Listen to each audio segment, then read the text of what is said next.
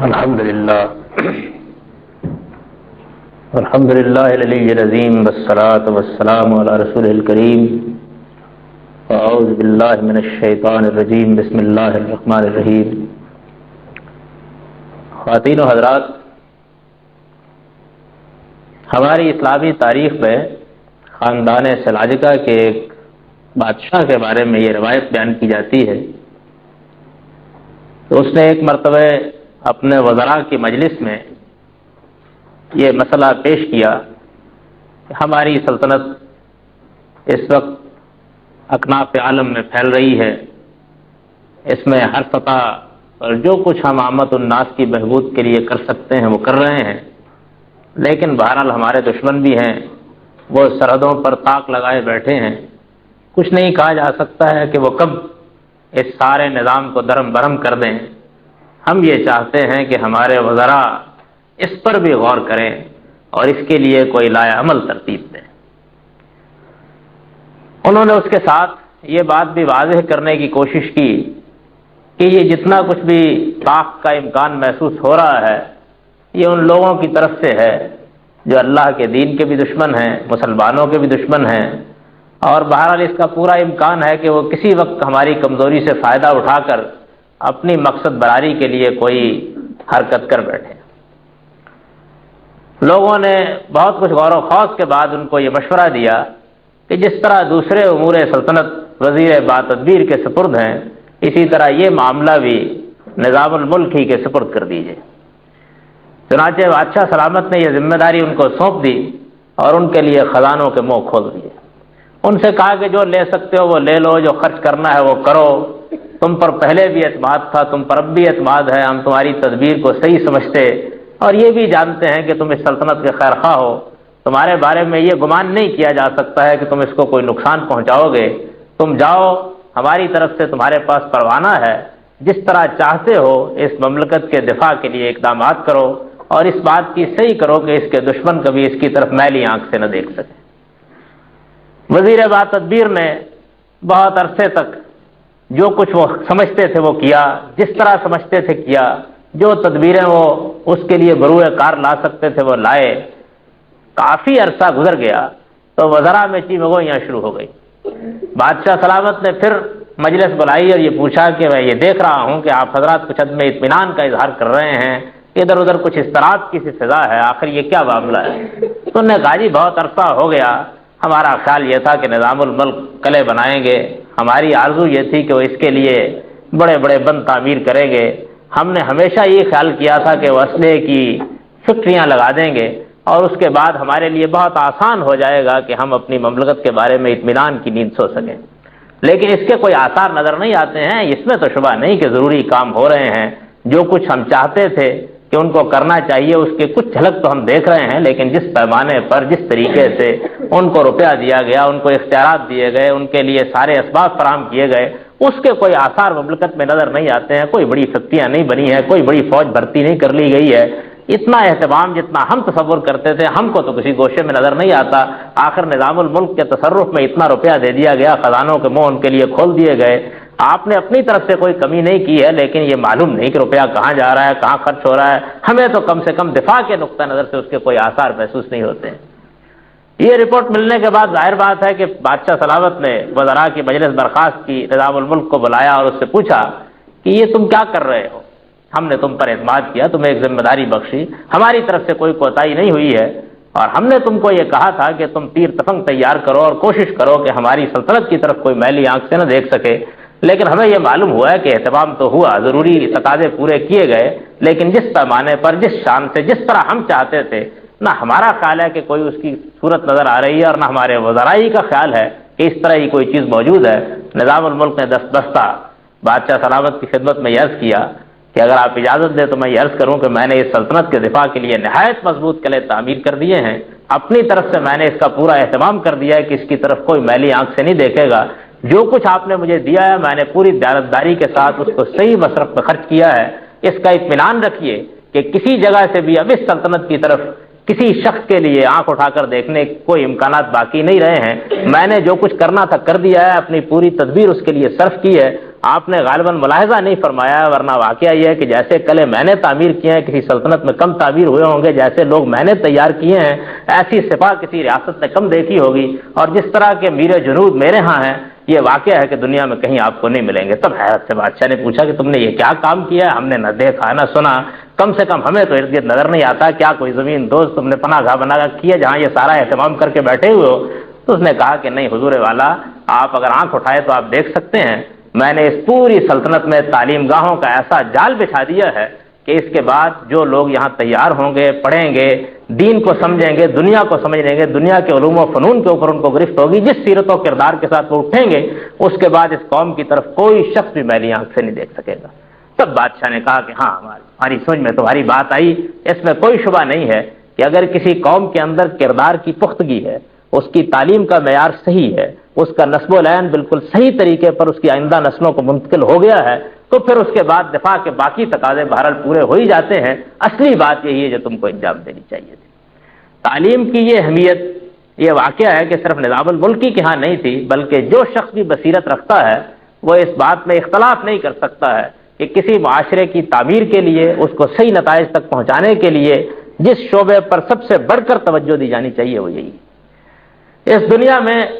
آپ بڑے بڑے کارخانے لگا لیجئے، آپ فیکٹریاں تعمیر کر لیجئے، آپ معیشت و معاشرت کے لیے جو کچھ پیدا کر سکتے ہیں وہ کر ڈالیے، جتنا اہتمام ممکن ہے اس میں کوئی کسر اٹھا نہ رکھیے، لیکن اگر لوگ تیار نہیں ہوئے ہیں اور آدمیوں پر محنت نہیں کی گئی ہے اور لوگوں نے یہ محسوس نہیں کیا ہے کہ ان کی آئندہ نسلوں کو کس نسب العین کے تحت زندگی بسر کرنی ہے، تو پھر یہ سب کچھ ہوتے ہوئے بھی یہ واقعہ ہے کہ کسی قوم کے لیے صلاح و فلاح کا کوئی خواب نہیں دیکھا جا سکتا۔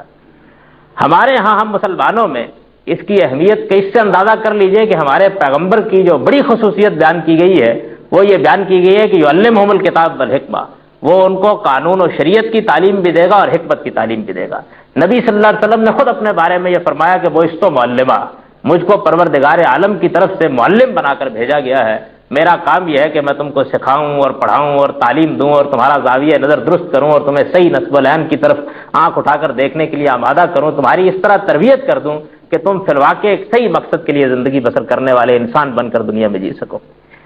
اس میں بھی کوئی شبہ نہیں ہے کہ ہمارے ہاں دین میں جتنی کچھ اہمیت اس کی بیان کی گئی ہے اس سے ہر شخص واقف ہے اور اس پر کوئی گفتگو کرنے کی ضرورت نہیں ہے۔ یہ بات عام طور پر بیان کی جاتی ہے کہ رسالت پاک صلی اللہ علیہ وسلم نے یہ فرمایا ہے، اور اس میں شبہ نہیں کہ یہ فرمایا ہے کہ ہر مسلمان مرد اور عورت کے لیے یہ لازم ہے کہ وہ اپنے علم کی طرف دھیان دے، اس کی یہ ذمہ داری ہے کہ وہ اپنے آپ کو ایک باشعور انسان بنانے کے لیے اپنی تعلیم کی طرف توجہ دے، جو کچھ اس نے سیکھنا ہے اور جو کچھ اس نے پڑھنا ہے وہ اگر صحیح خطوط پر ہے تو وہ ایک اعلیٰ درجے کا انسان بنے گا، اور اگر غلط خطوط پر ہے تو پھر اس کے بعد سارا دنیا کا ساز و سامان بھی میسر ہو اس سے کوئی بڑی توقع وابستہ نہیں کی جا سکتی۔ یہ تو صورتحال ہے ہماری تاریخ کی، اور یہ زاویہ نظر ہے ہمارے پیغمبر صلی اللہ علیہ وسلم کا، اور یہ سب کچھ وہ ہے کہ جو ہمارے ہاں کوئی اجنبی چیز نہیں ہے کہ جس کو دہرانے کی ضرورت ہو، لیکن اس کے بالکل برخلاف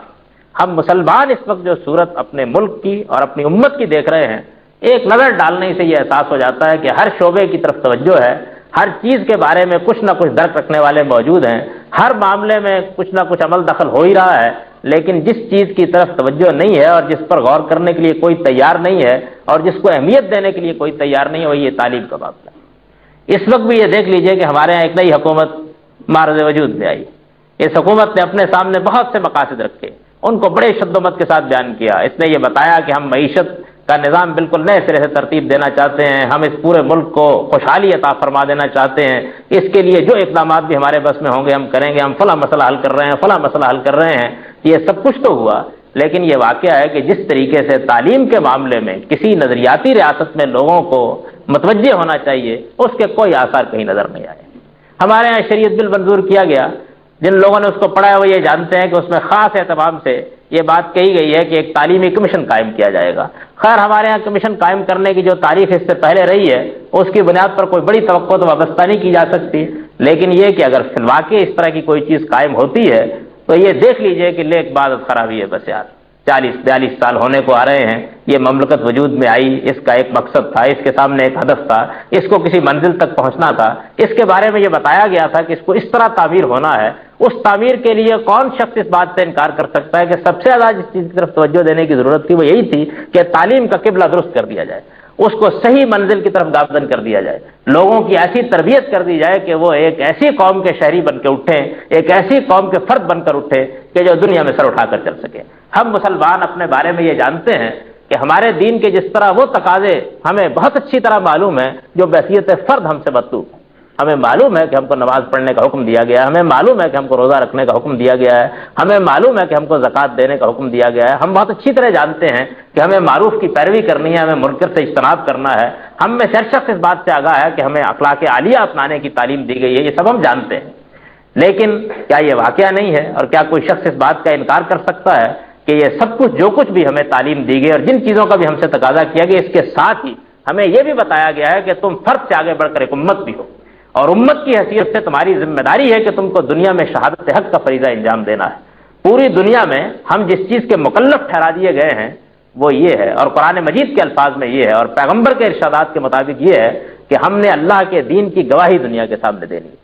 قرآن مجید نے بہت شاندار الفاظ میں یہ فرمایا کہ کذالک جعلناکم امۃ وسطا لتکونوا شہداء علی الناس ویکون الرسول علیکم شہیدا، جس طرح اللہ کے پیغمبر نے تمہارے سامنے دین کی شہادت دی ہے، جس طرح پیغمبر کا وجود دین کی گواہی بن گیا ہے، جس طرح اس کے وجود سے اس کے معاشرے پر اللہ کی حجت پوری ہو گئی ہے، جس طریقے سے اس کے وجود کے دنیا کے سامنے آنے کے بعد کسی کے لیے انکار کی گنجائش باقی نہیں رہی ہے، جس طرح اس نے دین کا ایک عملی نمونہ اپنی ذات میں پیش کر دیا ہے، جس طرح اس کا اخلاق، اس کا کردار، اس کی سیرت، اس کا اٹھنا، اس کا بیٹھنا، اس کا کھانا اور پینا عالم کے لیے اسوہ حسنہ بن گیا ہے، تم کو بالکل اسی طریقے سے امت کے طور پر دنیا میں اٹھنا ہے اور اٹھ کر یہی شہادت کا فرض جو پیغمبر نے انجام دیا ہے بحیثیت امت انجام دینا۔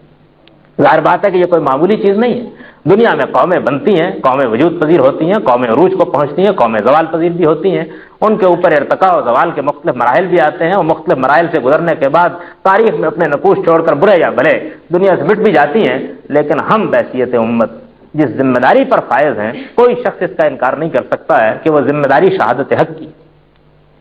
ہمیں یہ بتایا گیا ہے کہ تم زمین پر برپا اس لیے کیے گئے ہو، جب تم فرد ہوتے ہو تو تم پر جو ذمہ داری ہے وہ تم جانتے ہو، لیکن جب تم امت بن جاتے ہو تو پھر امت کی حیثیت سے تمہاری یہ ذمہ داری ہے کہ تم دنیا میں اللہ کے دین کے گواہ بن کر رہو۔ اللہ کے دین کی گواہی کے کیا معنی ہے؟ قرآن مجیدی سے یہ معلوم ہو جاتا ہے کہ ہم اللہ کے دین کی گواہی اس وقت تک نہیں دے سکتے جب تک کہ ہم امت مسلمہ نہ بنے،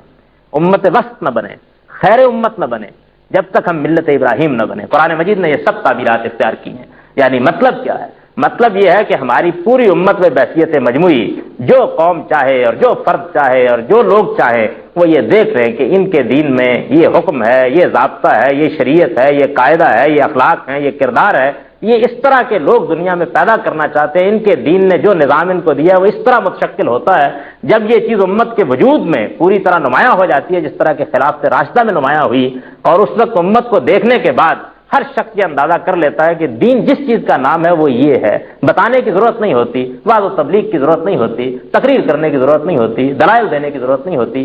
جب سیدنا عمر اور سیدنا ابو بکر اس زمین پر حکومت کر رہے تھے تو ان کو یہ بتانے کی کوئی ضرورت نہیں تھی کہ اسلام کیا ہے، اس پر کوئی تقریر کرنے کی ضرورت نہیں تھی، کوئی گفتگو کا صغرا کبرا قائم کر کے نتائج نکالنے کی ضرورت نہیں تھی۔ وہ بات آسانی کے ساتھ یہ کہہ سکتے تھے کہ جو کچھ اسلام ہے دیکھ لو، وہ یہ ہے جو ہم نے اپنے ہاں قائم کر رکھا ہوا ہے، جو ہمارے وجود پر نظر آ رہا ہے، ہماری معاشرے میں نظر آ رہا ہے، ہمارے گرد و پیش میں نظر آ رہا ہے، ہمارے ماحول میں نظر آ رہا ہے، ہمارے دائیں اور بائیں نظر آ رہا ہے۔ تم اس کو دیکھ سکتے ہو، اپنی آنکھوں سے دیکھ سکتے ہو، اس کا مشاہدہ کر سکتے ہو۔ اگر وہ حق ہے اور زمین کے اوپر تم اس حق کو بچشمے سر دیکھ رہے ہو تو پھر اس کے بعد ہم تم سے یہ کہتے ہیں اور صاف الفاظ میں یہ کہتے ہیں کہ اسے قبول کرو، ورنہ زمین پر اپنے اقتدار سے دستکش ہونے کے لیے تیار ہو جاؤ۔ یہ شہادت حق کی ذمہ داری ہے جو اس امت کے اوپر ڈالی گئی ہے۔ ظاہر ہے کہ اس لحاظ سے تو اس امت کو ہر لحظے یہ سوچنا ہوتا ہے کہ اس کے افراد کیا ہیں،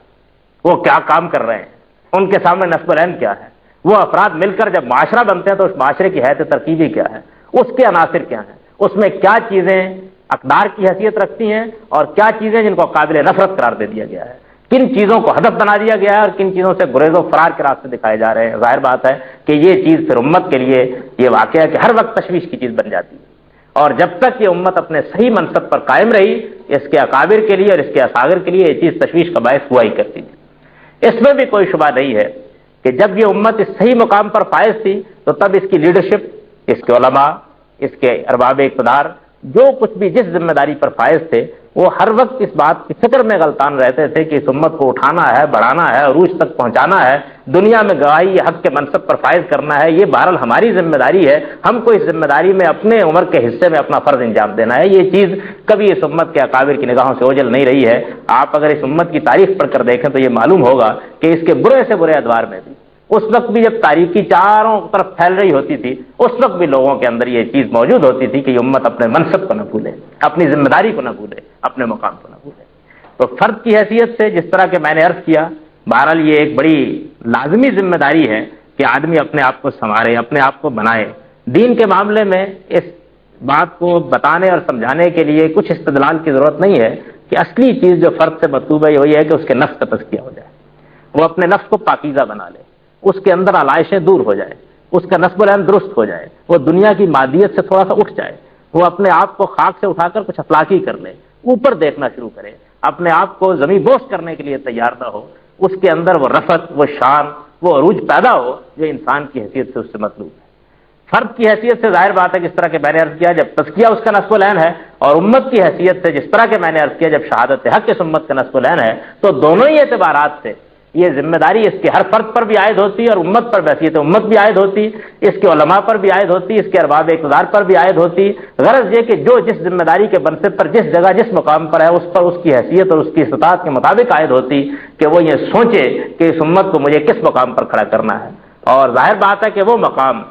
اس میں کوئی شبہ نہیں کہ اپنے اندر بہت سے مادی وسائل اور اسباب کی تعمیر کی ضرورتیں بھی رکھتا ہے، لیکن سب سے بڑھ کر، اور میں عرض کر رہا ہوں کہ سب سے بڑھ کر، اور میں پھر عرض کر رہا ہوں کہ سب سے بڑھ کر جس چیز کا تقاضا پیدا کرتا ہے وہ فرد کی اور امت کی بحیثیت امت تعمیر ہے۔ ہم اپنی امت میں کیا چیز پیدا کرنا چاہتے ہیں، فرد میں کیا چیز پیدا کرنا ہے، اس کو کیسا انسان بنانا چاہتے ہیں، یہ چیز ہے جس کو ہدف اور نصب العین کی حیثیت حاصل ہو جاتی ہے۔ ایک نفس مزکہ فرد کی سطح پر، ایک امت دنیا کے اندر حق کی گواہی کے منصب پر فائز ہے امت کی سطح پر، یہ ہمارا نصب العین ہے۔ جب یہ ہمارا نصب العین ہے تو ظاہر بات ہے کہ پھر سب سے بڑھ کر اگر کسی چیز کی طرف ہمیں توجہ کرنی چاہیے تو وہ افراد کی سیرت و کردار کی تعبیر ہے۔ سب سے بڑھ کر کسی چیز کی طرف توجہ کرنی چاہیے تو وہ یہی ہے کہ ہمارے ہاں لوگ کس نوعیت کے، کس طرح کے، کس نصب العین کے حامل پیدا ہو رہے ہیں۔ اس کے لیے میں یہ عرض کرتا ہوں کہ دو ہی ادارے بنیادی کردار ادا کرتے ہیں، کوئی اور چیز آپ جتنا چاہے محنت کر لیجئے وہ کردار ادا نہیں کر سکتی جو یہ دو ادارے ادا کرتے ہیں، ایک ماں کی آغوش اور دوسرے درسگاہ۔ کسی قوم کو اگر تعبیر کرنا ہو تو اس کے لیے جس طرح یہ ضروری ہے کہ اس کی خواتین میں اس کا صحیح نصب العین پیدا ہو جائے، وہ فی الواقع اس بات کو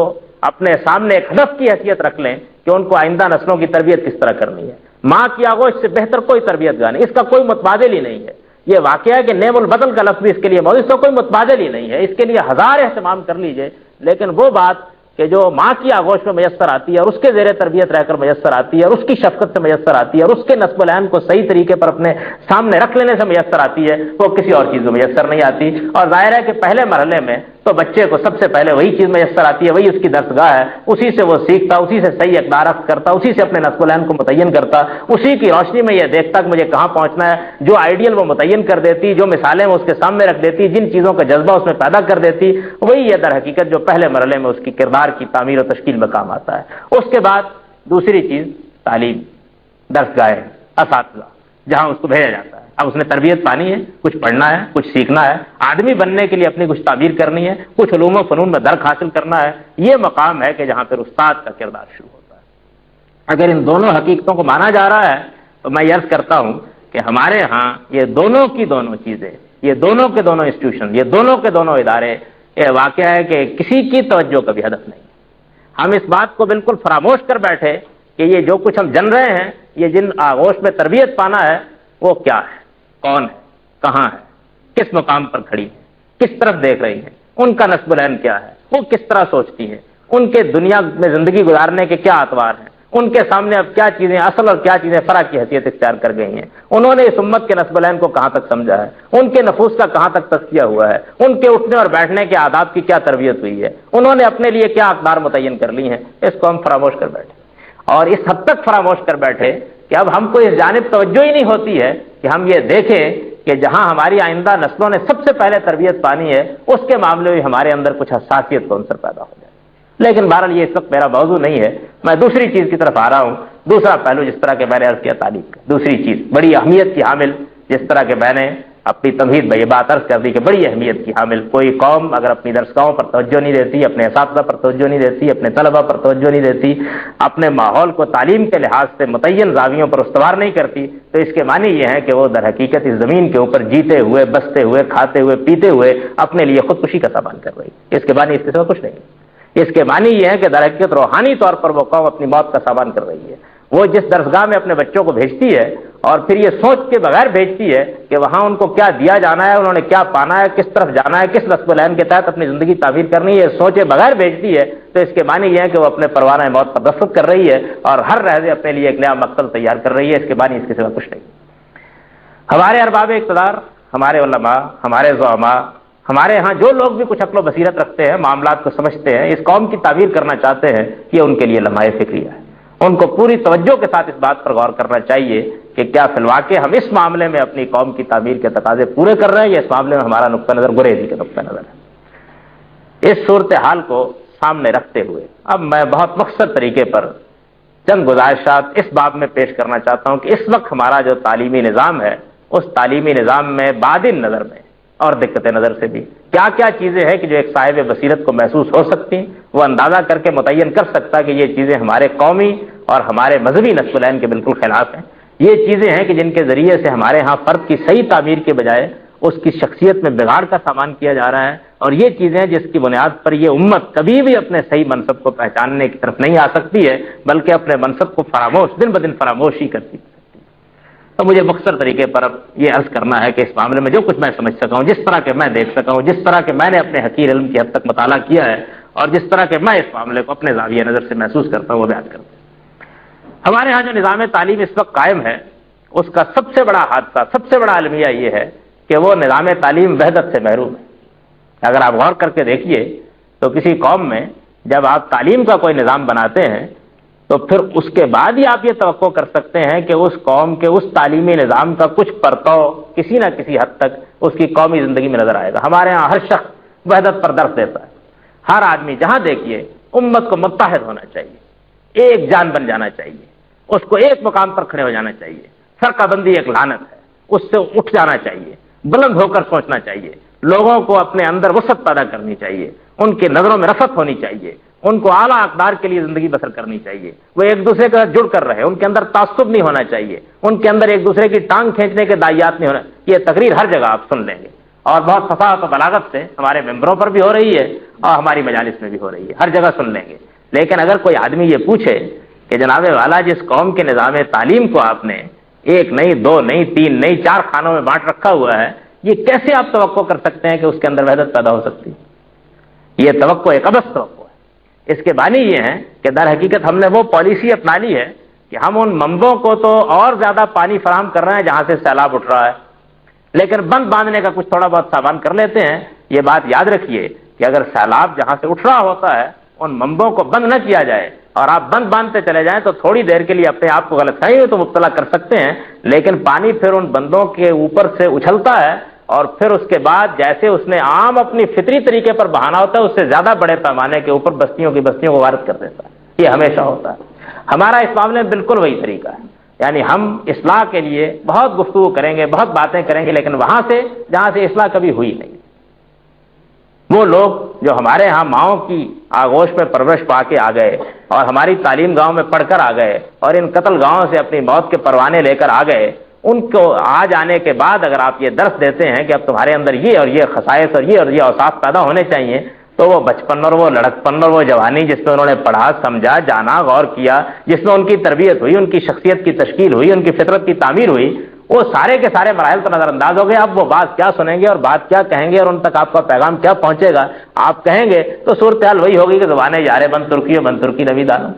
ان کا نظریہ، ان کا ذوق، ان کے سوچنے کا انداز، ان کی گفتگو، ان کی بات چیت وہ ایک دوسرے سانچے میں ڈھل چکی ہوگی۔ اس کے بعد تو پھر اللہ تعالیٰ کا کوئی خاص کرم ہی ہو سکتا ہے کہ ان کے اور آپ کے مابین کوئی مخاطبت کا رشتہ پیدا ہو سکے اور آپ اپنی بات کو ان تک پہنچا سکیں، کوئی ابلاغ کا زاویہ پیدا ہو جائے اور آپ اپنی بات کو کمیونیکیٹ کر دیں، اپنی بات ان تک پہنچا دیں۔ یعنی یہ ایک حادثہ ہو سکتا ہے، ایک معجزہ ہو سکتا ہے، اس کے سوا کوئی اور چیز متصور نہیں ہو سکتی۔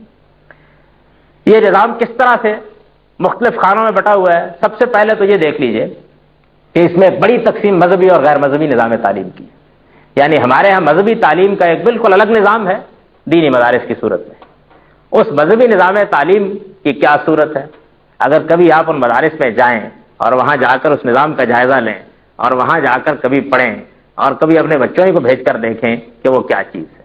تو آپ کو اندازہ ہو جائے گا کہ اس کے بعد جو بڑی بڑی توقعات ہم وابستہ کر لیتے ہیں وہ محض دیوانے کا خواب ہوتی ہے۔ ان کے برانے کی کوئی کم سے کم اس زمین پر پھر کوئی توقع باقی نہیں رہتی ہے۔ اس مذہبی نظام تعلیم میں سب سے پہلی چیز تو یہ ہے کہ اس کے جتنے مدارس قائم ہوئے ہیں وہ سب کے سب فرقہ کی بنیاد پر قائم ہوئے ہیں۔ دیوبندیوں کے مدرسے ہیں، بریلویوں کے مدرسے ہیں، اہل حدیث کے مدرسے ہیں۔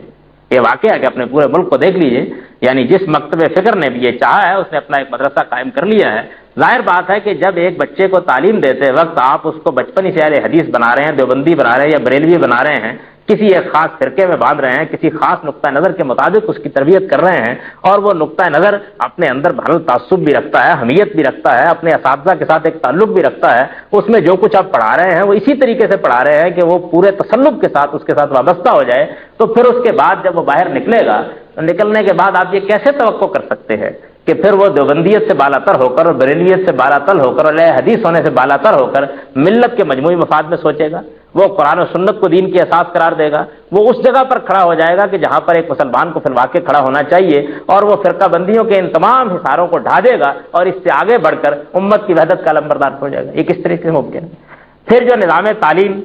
وہاں قائم ہم نے کر رکھا ہوا ہے اس کے ساتھ ایک دوسرا حادثہ یہ ہے کہ اس کے مابین، یعنی اپنے پس منظر کے لحاظ سے، اپنی زبان کے لحاظ سے، اپنی روایت کے لحاظ سے، اور اسی طریقے سے اپنی مصطلحات کے لحاظ سے بھی، اور اس نظام میں جو ہم نے دنیوی تعلیم کے لیے قائم رکھ رکھا بعض المشرقین،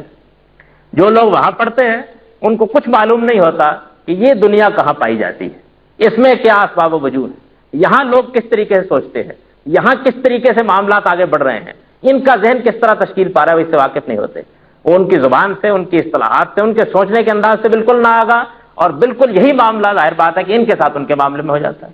چنانچہ پھر کیا ہوتا ہے، جب قومی سطح پر کہیں لوگ مل بیٹھتے ہیں تو یہ حادثہ وجود پذیر ہو جاتا ہے کہ ایک طرف علماء موجود ہوتے ہیں، دوسرے جدید پڑھے لکھے لوگ موجود ہوتے ہیں، ان کی تربیت الگ، ان کا سوچنے کا انداز الگ، ان کی اقدار الگ، ان کے سامنے اہداف اور نصب العین بالکل مختلف، اور ادھر بالکل مختلف۔ یہ اپنے علوم میں، وہ اپنے علوم میں، یہ اپنی دنیا میں، وہ اپنی دنیا میں، یہ اپنے فنون کے ماہر، وہ اپنے فنون کے ماہر، یہ اس کے پس منظر میں سوچنے والے، وہ اپنے پس منظر میں سوچنے والے۔ اب ظاہر بات ہے کہ جب اس طریقے کی تربیت متضاد طور پر ہو جائے تو پھر آپ ابلاغ کا کیا رشتہ دونوں میں پیدا کر سکتے ہیں؟ چنانچہ جدید پڑھا لکھا طبقہ سر پیٹتا رہتا ہے کہ ہماری سمجھ میں علماء کی بات نہیں آتی، اور علماء اس بات پر نوحہ پڑھتے رہتے ہیں کہ نیا پڑھا لکھا طبقہ یہ ہماری بات اب نہیں سنتا ہے، ہم اس کو دین بتانا چاہتے ہیں، ہمارا مذاق اڑاتا ہے۔ لیکن یہ واقعہ ہے کہ یہ کبھی سوچنے کی زحمت گوارا نہیں کی جاتی کہ جب دو الگ الگ نظام ہائے تعلیم سے پرورش پا کر مخاطب اور مخاطب دنیا میں سامنے آئیں گے، کہنے والا اور سننے والا دونوں کے دونوں بالکل الگ طریقے سے تربیت پا کے آئیں گے، تو یہ بالکل ایسی بات ہوگی کہ جس طرح یک بیک آپ کسی چینی کو لائیے اور یہاں لا کر بٹھا دیجئے، اب ظاہر بات ہے کہ نہ اس کا قصور ہے کہ وہ میری بات نہیں سمجھ رہا، نہ میرا قصور ہے کہ میں اس کو اپنی بات نہیں سمجھا پا رہا۔ یہ چیز واقعہ ہے کہ ایک حادثے کے طور پر ہماری ملت کے وجود میں درائی تھی، اور اس کا کوئی علاج سوچنے کے لیے ہم میں سے کوئی شخص تیار نہیں ہوتا ہے۔ پھر اس کے بعد ایک اور بڑا مسئلہ یہ ہے کہ یہ دنیاوی دینی تعلیم کا جتنا سارا نظام ہے، یہ جہاں کہیں بھی اس کو دیکھیے تقلید پر استوار ہے، یعنی لوگ اس بات کو طے کر کے بیٹھے ہوئے ہیں کہ جو کچھ ہمارے بڑوں نے لکھ دیا اور جو کہہ دیا اور جو ہم نے پڑھ لیا اس کے اندر ہی سارا کا سارا حق ہے، حق اس سے باہر نہیں ہے۔ دین کے پہلو سے اگر آپ بات کیجئے تو بہت آسانی کے ساتھ یہ کہا جا سکتا ہے کہ دین میں اصل اور اساس کی حیثیت قرآن مجید کو حاصل ہے، پیغمبر صلی اللہ علیہ وسلم کی سنت کو حاصل ہے۔ ان دونوں چیزوں کو ظاہر بات ہے کہ انسانوں نے سمجھنا ہے، قرآن کو بھی انسان سمجھیں گے، سنت کو بھی انسان سمجھیں گے۔ سمجھنے میں، جاننے میں، غور کرنے میں اختلاف ہو سکتا، ایک رائے ایک ہو سکتی، دوسری رائے دوسری ہو سکتی۔ انسان جب تک آزادی رائے رکھتا ہے، غور و فکر کی صلاحیت رکھتا ہے، سوچتا ہے، غور کرتا ہے، اپنی بات کہنے کا حوصلہ رکھتا ہے، وہ ظاہر ہے کہیں نہ کہیں چھوٹا موٹا اختلاف کرے گا۔ اب ظاہر ہے کہ اگر اس اختلاف کو یہ نوعیت دے دی جائے کہ صدیوں کے لیے یہ اختلاف ایک دائرے میں بند ہو جائے، لوگ اس سے نکلنے کے لیے تیار نہ ہوں، دوسرے کی بات ہی سننے کے لیے تیار نہ ہوں، اس ظام میں مبتلا ہو جائیں کہ حق صرف ہمارے پاس ہے، اپنی رائے کو اس طرح صحیح کہیں کہ دوسرے کی رائے کے اندر صحت کا امکان بھی تسلیم کرنے کے لیے تیار نہ ہوں، تو پھر یہ ناممکن ہے کہ ان کے درمیان کوئی باہمی وحدت پیدا کی جا سکے، یہ ناممکن ہے، اور ان کے درمیان کوئی مکالمے کا راستہ نکالا جا سکے، یہ ناممکن ہے، اور وہ ایک دوسرے کے مخاطب اور مخاطب بن سکے، یہ ناممکن ہے، اور وہ اپنی بات کا ابلاغ کسی دوسرے کی طرف کر سکے، یہ ناممکن ہے، پھر یہ ناممکن ہے۔ ہمارے ہاں یہ حادثہ ہوا ہے، اور واقعہ یہ ہے کہ ہر شخص روزمرہ اس کو دیکھ سکتا ہے، محسوس کر سکتا ہے۔ کوئی دیوبندی اس کے لیے تیار نہیں ہے کہ وہ اپنے بنے ہوئے سانچے سے ہٹ کر بھی دین کے بارے میں کوئی بات سننے کے لیے تیار ہو جائے. کوئی بریلوی اس کے لیے تیار نہیں ہے کہ جس ماحول میں پلتا بڑھتا، جس ماحول میں سیکھتا سمجھتا، جن اکابر سے دین جانتا، ان سے ہٹ کر بھی کسی کو ماننے سننے کے لیے تیار ہو جائے. کوئی اہل حدیث اس کے لیے تیار نہیں ہے کہ وہ اپنے حصار سے نکل کر دیکھنے کے لیے تیار ہو جائے کہ ہو سکتا ہے کہ جس چیز کو ہم نے حق سمجھا ہے کسی دوسرے کے ہاں دلائل سے یہ بات واضح ہو جائے کہ وہ حق نہیں ہے. اصل حق تو اگر ہر طرح کے عیب سے اور ہر طرح کے نقص سے بالاتر ہو سکتا ہے تو پیغمبری کی ذات میں ہو سکتا ہے. انسان بہرحال انسان ہے، بڑے سے بڑا عالم، بڑے سے بڑا فقیہ، بڑے سے بڑا محدث بھی غلطی کر سکتا، غلطی پر اصرار کر سکتا، اپنی غلطی پر متنبع ہوئے بغیر دنیا سے رخصت ہو سکتا. اللہ تعالیٰ کے پیغمبر ہی نے یہ بات واضح کر دی ہے کہ اس دنیا میں جتنے بھی اہل علم ہوں گے اور جتنے بھی اس امت میں دین پر غور کرنے والے لوگ پیدا ہوں گے وہ بہرحال نقطۂ نظر کے مطابق غور کریں گے، اجتہاد کریں گے، غلطی بھی کر سکتے، صحیح نتیجے پر بھی پہنچ سکتے. یہ البتہ اس میں کوئی شبہ نہیں کہ بشارت دے دی کہ غلطی بھی اگر کریں گے اور نیک نیتی سے غلطی کریں گے تو ان کو ایک اجر مل جائے گا، اور اگر وہ کسی غلطی پر اصرار کریں گے تو ظاہر بات ہے کہ پھر اپنے آپ کو یہاں بھی ڈبوئیں گے اور قیامت میں بھی ڈبوئیں گے. لیکن اگر کوئی آدمی دیانتداری کے ساتھ، اخلاص کے ساتھ، نیک نیتی کے ساتھ کوئی غلطی کرتا ہے تو اس پر اس کو اجر مل جائے گا. اگر صحیح نتیجے پر پہنچے ہیں تو نبی صلی اللہ علیہ وسلم نے فرمایا کہ 2 اجر مل جائیں گے. اس میں تو کوئی شک نہیں ہے، یہ گنجائش موجود ہے دین میں. لیکن یہ گنجائش اگر تو زندہ رہے، قائم رہے، لوگ غور کرتے رہیں، آراء قائم کرتے رہیں، ایک دوسرے کو سنتے رہیں تو معاشرہ زندہ رہتا ہے. معاشرے میں اختلاف کو ختم نہیں کیا جا سکتا، لیکن اگر اس اختلاف کے مابین ابلاغ کا رشتہ قائم ہے. دیوبندی بریلوی کی بات اس نقطہ نظر سے سنتا ہے کہ ہو سکتا ہے کہ میری رائے غلط ہو سکتا ہے جو کچھ میں نے سنا ہے اس کے اندر کوئی ایسی چیز موجود ہو جس طرف میری توجہ نہیں ہو سکتا، ہو سکتا ہے میرے بڑے بڑے اکابر بھی کسی معاملے میں غلطی کھا گئے ہوں، اور کوئی بریلوی اس نقطہ نظر سے کسی اہل حدیث کی بات سننے کے لیے اگر تیار ہو جاتا ہے تو پھر تو اس کا امکان ہے کہ دونوں کے درمیان کوئی رشتہ قائم کیا جا سکتا، دونوں کو ایک امت بنایا جا سکتا، دونوں کو ایک دوسرے کے پاس بٹھایا جا سکتا، دونوں سے کوئی توقعات وابستہ کی جا سکتی. لیکن اگر یہ چیز موجود نہیں ہے تو پھر آپ سر پیٹ لیجئے، بلکہ سر پھوڑ لیجئے. کوئی راستہ بھی آپ نہیں نکال سکتے ہیں کہ کوئی ایک آدمی اپنے فرقے سے ہٹ کر دوسرے کی بات سننے کے لیے تیار ہو جائے. اور یہ واقعہ کبھی مسجدوں میں جا کر دیکھ لیجئے، مدرسوں میں تقریریں سن لیجئے، کبھی جمعے کے خطبے میں جا کر بیٹھ لیجئے، آپ کو ٹھیک ٹھیک اندازہ ہو جائے گا کہ کس طرح ہر آدمی اپنے حصار میں بند ہے. اس نے اپنے حصار سے نکل کر کسی دوسری جانب کبھی توجہ کرنے کی ضرورت محسوس نہیں. یہ اس نظام تعلیمی کا شاخسانہ ہے جس نظام تعلیم کو تقلید پر استوار کر لیا گیا ہے. اس کے اندر نہ فقہ اسلامی پڑھائی جاتی، نہ قرآن مجید کو اساس قرار دے کر دین کی تعلیم کا بندوبست کیا جاتا. ایک خاص فرقہ، ایک خاص مقصد فکر، ایک خاص نقطہ نظر ہے جس کو سامنے رکھ کر لوگوں کو یہ بتایا جاتا ہے کہ یہی حق ہے، اس کے سوا کوئی چیز حق نہیں. تقابلی مطالعہ، ایک دوسرے کو دیکھنا، سمجھنا، جاننا، یہ ماننا کہ یہ بہرحال اجتہادی آراء ہے، ان میں ہم اگر ایک بات کو صحیح سمجھتے ہیں دوسرے کی بات میں بھی صحت کا امکان ہو سکتا ہے. وہ امام شافعی کی بات پر بہت عرض کیا کرتا ہوں، انہوں نے فرمایا تھا نا کہ میں اپنی رائے کو صحیح کہتا ہوں لیکن اس میں غلطی کا امکان تسلیم کرتا ہوں، اور میں دوسرے کی رائے کو غلط کہتا ہوں لیکن اس میں صحت کا امکان تسلیم کرتا ہوں. یہ ہو سکتا ہے کہ کل دلائل کے ساتھ میری بات کی غلطی مجھ پر واضح ہو جائے، اور یہ ہو سکتا ہے کل دلائل کے ساتھ کسی دوسرے کی بات کی غلطی اس پر واضح ہو جائے. تو یہ جذبہ ظاہر ہے اسی صورت میں پیدا ہو سکتا ہے کہ جب تعلیم کی بنیاد اس طرح کی کسی تعصب پر نہ رکھ دی جائے. دنیا کی ہر چیز میں تعصب کو آپ روا رکھ سکتے ہیں اور وہ ایک حد تک آپ کے لیے مفید بھی ہو سکتا ہے، لیکن علم و تعلم کے معاملے میں اور تحقیق و اجتہاد کے معاملے میں تعصب سب میں قاتل ہے. جس قوم نے اپنے اندر اس معاملے میں تعصب پیدا کر لیا وہ پھر اپنے اندر وحدت کا خواب کبھی نہیں دیکھ سکتی، خواب ہی نہیں دیکھ سکتی. اس کے شرمندہ تعبیر ہونے کے تو خیر کیا امکانات ہیں. اس کے بعد ایک بڑا حادثہ جو اس نظام تعلیم کے ساتھ ہوا ہے وہ یہ ہے، اور ہو سکتا ہے کہ آپ کے لیے باعث تعجب ہو لیکن واقعہ یہی ہے، اس لیے کہ میں نے اس نظام تعلیم میں پڑھا ہے، اس میں زندگی بسر کی ہے، اس کے اساتذہ سے سیکھا ہے، میں اس کو اس کے پیٹ میں اتر کر جانتا ہوں. میں یہ آپ سے عرض کرتا ہوں کہ یہ حادثہ ہے اور واقعہ ہے کہ یہ حادثہ اس کے ساتھ ہوا ہے کہ ہر مسلمان سے پوچھ لیجئے، سڑک پر جاتے ہوئے پوچھ لیجئے، کسی مجلس میں پوچھ لیجئے کہ بھائی دین میں بنیادی حیثیت کس چیز کو حاصل ہے، تو بے تکلف کہے گا قرآن مجید، بے تکلف کہے گا. لیکن دلچسپ بات یہ ہے کہ وہ دینی نظام تعلیم جو ہمارے دینی مدارس میں قائم ہے، قرآن مجید اس کے نصاب میں کبھی شامل ہوا ہی نہیں. یہ حد پر قرآن مجید، یعنی یہ تو بڑی بات ہے نا کہ قرآن مجید اس کی بنیاد قرار پا جائے. بڑی بات ہے کہ سارے علوم قرآن مجید کے محور کے گرد گھومیں. بڑی بات ہے کہ قرآن مجید کی اساس سے ہر چیز اٹھے، قرآن مجید کو معیار قرار دے دیا جائے، وہ صرفی بن جائے، اس کی بنیاد پر دیکھا جائے کیا غلط ہے کیا صحیح ہے. بخاری اور مسلم، اشعری، ماتریدی، شبلی اور جنید سب اس کے ساتھ تابع کر دیا جائے، معلوم ہو جائے کہ یہ حق ہے، معلوم ہو جائے یہ باطل ہے، اور اس کو معلوم کرنے کے لیے ایک ہی میزان اور ایک ہی صرفی ہونی چاہیے اور وہ قرآن مجید. ظاہر ہے کہ یہ تو ایک بہت بڑی بات ہے، لیکن وہ قرآن پڑھایا جائے، اپنے اپنے نقطہ نظری سے پڑھایا جائے، اس کی تفسیر پر، اس کے فہم پر، اس کے آداب پر، اس کے اصول پر، اس کے قواعد پر، اس کے عقائد پر، اس کے نظریات پر گفتگو کر کے بتایا جائے کہ یہ کیا چیز بیان کرتا، کیا کہتا، کدھر لے جانا چاہتا. یہ چیز تو کم سے کم ہے جس کا مطالبہ کیا جا سکتا ہے، لیکن یہ واقعہ ہے کہ کہیں جلالین بیضاوی کے ایک دو پارے پڑھا دیے جاتے ہیں کچھ فنی مباحث کا درک پیدا کرنے کے لیے۔ اب زیادہ سے زیادہ یہ ہوتا ہے کہ بعض لوگوں نے اپنے شوق سے اس کا اہتمام کر لیا، کہیں کسی دینی مدرسے میں کچھ ترجمہ قرآن پڑھا دیا جائے، لیکن وہ لوگ جو دین کے عالم بنتے ہیں اور عالم بننے کے لیے وہ مدارس قائم کیے گئے ہیں اور ان میں عالم ہی بنائے جاتے ہیں، یہ واقعہ ہے، اس میں کوئی شبہ نہیں ہے۔ میں بغیر خوف تردید کے عرض کر رہا ہوں کہ قرآن مجید اس کے نصاب میں محور ہونا تو ایک طرف رہا، اپنے پورے کے پورے وجود کے ساتھ موجود ہی نہیں، یعنی اس کا وجود ہی ان کا ہے، اس کو وہاں تلاش نہیں کیا جا سکتا۔ یہ صورت قرآن مجید کے ساتھ ہے۔ درا حال ہے کہ ہر مسلمان یہ جانتا ہے کہ ہمارے ہاں علم و فن کی ساری بنیاد وہی ہے،